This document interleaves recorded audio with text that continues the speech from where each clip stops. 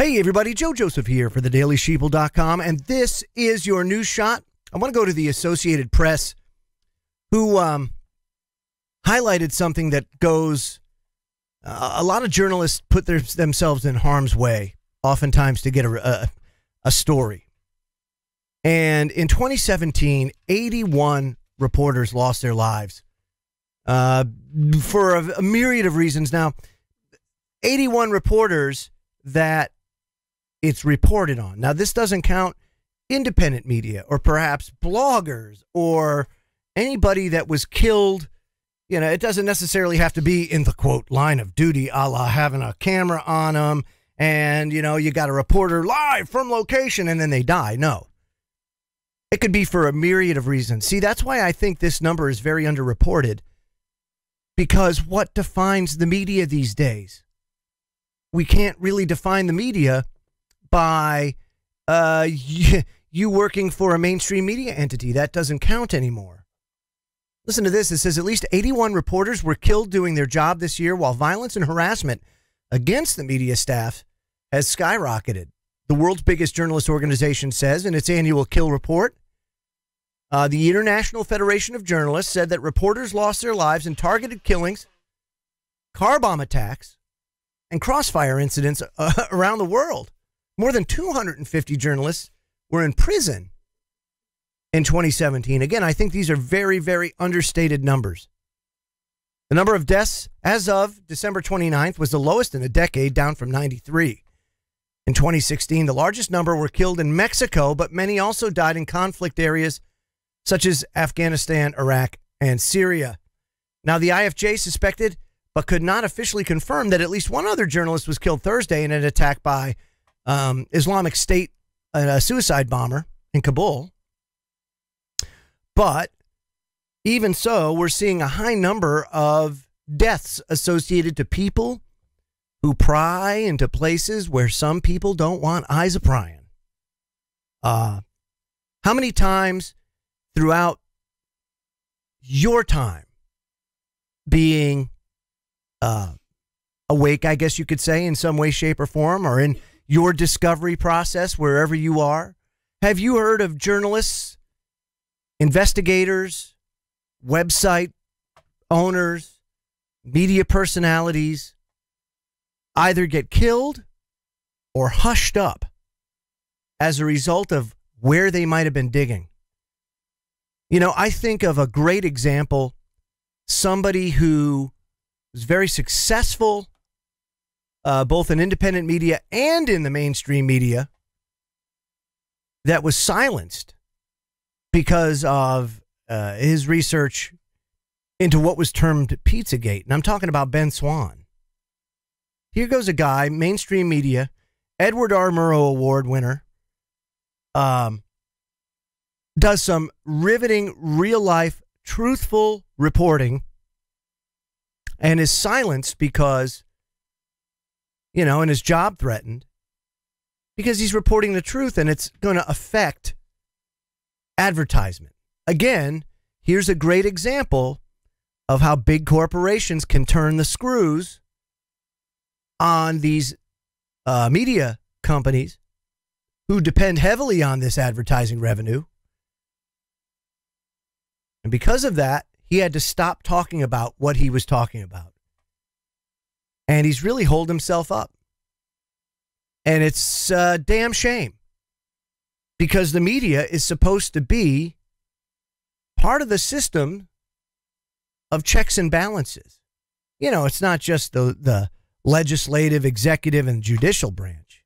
The fourth estate is also supposed to be the mainstream media, the ones that are supposed to hold the government in check, and big corporations, and be totally and completely unbiased and not take sides. You know, when you sign on to be a reporter and you're doing your work, there's no Democrat or Republican, rich or poor. There's no organization that you're supposed to belong to, like the Council on Foreign Relations, something that many media members belong to, part of a group to control the narrative. It's exactly what it was designed to do, the CFR. Control foreign policy, to mold it, to do exactly what it is that needs to be done. So the CFR comes up with foreign policy, not just for us, mind you. They recently hosted a summit of Chinese officials.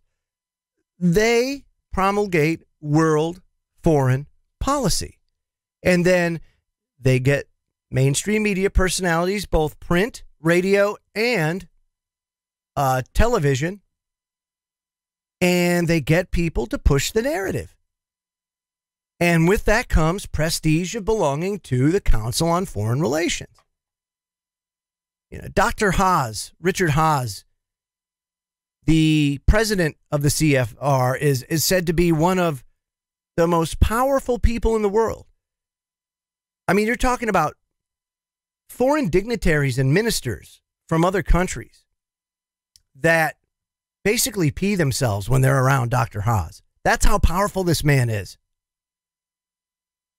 And it's evident in what the media does and how it controls. Look at the situation with Iran right now. You know, they've got it like Iran is falling to pieces. Everybody, it's terror. The establishment they're quaking in their boots. I saw a lot of that in the lead up to the second Iraq war. And even during the Clinton years, I was in the Navy during the Clinton years, and I had to enforce the Oil for Food program while I was over there twice. And during that time, we caught wind of mainstream media pieces that portrayed the area as unstable and portrayed the people as miserable and oppressed, and they're protesting and they get killed and everything else. But you go over there and it's a totally different story. It's non-existent. It doesn't happen. 99% of the people over there just want to be left alone. I'll say that's even low. I'll bet you it's 99.9. It's such a small amount of people that are disrupting things that the media keys in on and pays attention to. And mind you, all that these groups, this small, tiny fraction of society wants to do is be seen and be heard. That's it. That's their whole goal. That's what drives them to do what they do, to be seen and heard. And the mainstream media does just that. Look at the Unabomber. Remember Ted Kaczynski years ago? You know, he published a manifesto. All he wanted was attention. That's what he wanted. And we gave it to him. Not only did we grow our own terrorists through MK Ultra, but then through the mainstream media, we gave him exactly what he wanted. And that's what IS wants. That's what all these terrorist organizations want. That's what these political organizations want. That's what Black Lives Matter wants. That's what all of these organizations want. They just want attention. And really, it's up to us to decide whether we're going to give them that attention or not. The mainstream media used to have all that power. Now they don't, and they don't like it. So they're trying to generate the news. They're generating the narrative. But the reality is, it doesn't exist. It doesn't exist. And then the rest is promulgated through fear. Hey, people are afraid. We don't want to be attacked. We got to be safe.